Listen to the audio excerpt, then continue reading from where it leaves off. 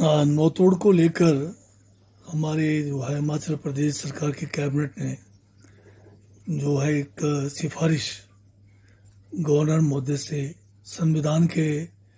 जो हमारे प्रावधान है अनुच्छेद 5 के तहत जो है शक्तियों को प्रयोग करने के लिए उनसे सिफारिश की थी। और उसके बाद में जनजातीय सलाहकार परिषद जो एक संवैधानिक परिषद है उधर से भी एक सिफारिश की गई कि नौतोड़ जो है जनजातीय क्षेत्र के लोगों के लिए रोजगार का एक मुख्य साधन बन सकता है। अगर लोगों को हम अगर ज़मीन दें तो लोग जो है वहाँ पर बाग बगीचे लगाकर अपना इनकम जो है जनरेट कर सकते हैं। और दूसरी बात यह कि बॉर्डर के साथ लगते इलाके हैं,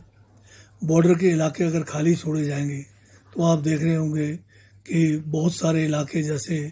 हमारे नॉर्थ ईस्ट में या हमारे लद्दाख में जो है चाइना ने जो है खाली इलाकों पे लगातार कब्जा करना शुरू कर दिया है। और केंद्र सरकार भी इस बात से अवगत है और इसीलिए केंद्र सरकार भी एक जो है फॉरेस्ट कंजर्वेशन एक्ट 1980 में एक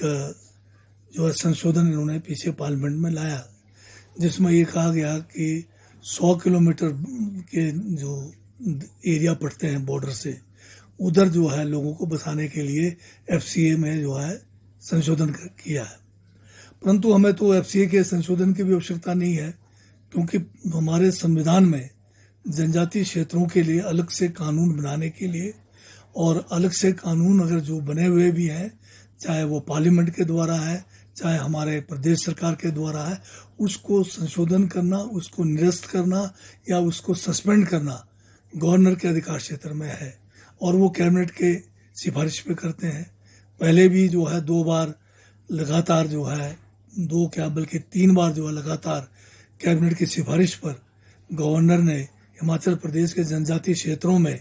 जो एफसीए है उसको सस्पेंड किया, ताकि नौतोड़ नियम के तहत भूमि लोगों को प्रदान की जाए। और नौतोड़ के तहत जो है नियम बने हुए हैं कि कौन पात्र व्यक्ति होगा, किसको कितनी भूमि मिलनी है, ये सारा कुछ 1968 से जो है नौतोड़ का नियम बना हुआ है। एक पारदर्शी जो है तरीके से लोगों को भूमि आवंटन करने का जो है तरीका बना हुआ है। तो गवर्नर साहब के पास जो है प्रस्ताव गया हुआ है। मैं खुद जो है गवर्नर साहब से अब तो 4 बार मिल चुका हूँ। मेरे साथ जो है माननीय विधायक लाहौल स्पीति और पांगी बरमौर के भी साथ गए हैं। उसके बाद हमारे जनजातीय क्षेत्रों से जो जनजातीय परिषद के सलाहकार परिषद में माननीय सदस्य हैं उनके साथ भी मैं गवर्नर महोदय से मिला। और उसके बाद फिर अभी हाल में बहुत सारे जनजातीय इलाकों के प्रधान और वहाँ के जो दूसरे चुने हुए प्रतिनिधि हैं पंचायती राज संस्थाओं में,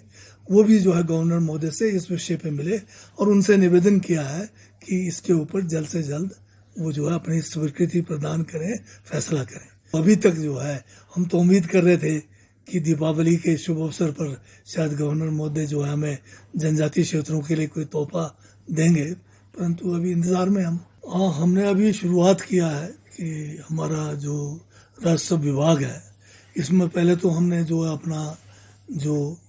हमारे जो एक्ट है उस एक्ट में, ताकि जो हमारे डिमार्केशन है, पार्टीशन है, म्यूटेशन है, जो भी हम रेवेन्यू से संबंधित जो सेवाएं हैं उसको एक लिमिट मतलब टाइम बाउंड करने का कोशिश किया है, ताकि हमारे अधिकारी समय पर लोगों को सेवाएं दें। इसी संदर्भ में जो है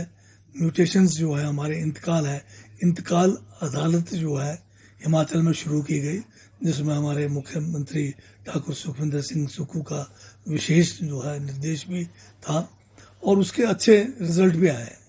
तो एक समय में हमारे पास जब सूचना थी कि कोई 22,000 के करीब केसेस लंबित थे और जिस डेट पे हमने फिर ये शुरू करने की बात की तो उस समय ये करीब करीब कोई 41,000 के करीब केसेस थे।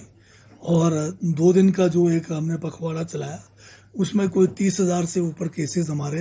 हो गए हैं और 10,000 के केस लंबित भी हैं। तो इसका अच्छा नतीजा रहा है, बहुत सारे लोगों को फायदा हुआ, जो बहुत अरसे से लंबित केसेस थे उनका निपटारा हुआ। परंतु इसकी और ज़्यादा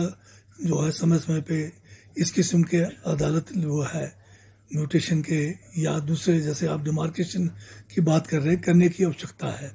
म्यूटेशन का तो हम अभी शुरू किया है और आगे अगले महीने भी करने की बात कर रहे हैं। और जो पार्टीशन जो है, ये जो आपका डिमार्केशन है, ये भी बहुत ज़्यादा लंबित है। इसके लिए भी जो है अभी आज ही हम एक बैठक हुई हमारी, तो इसमें बात किया है कि हम इसके लिए भी इसी किस्म का जो है एक अभियान शुरू करेंगे, ताकि लोगों के जो बहुत ज़्यादा लंबे अरसे से लंबित केसेस हैं उसका निपटारा हो सके।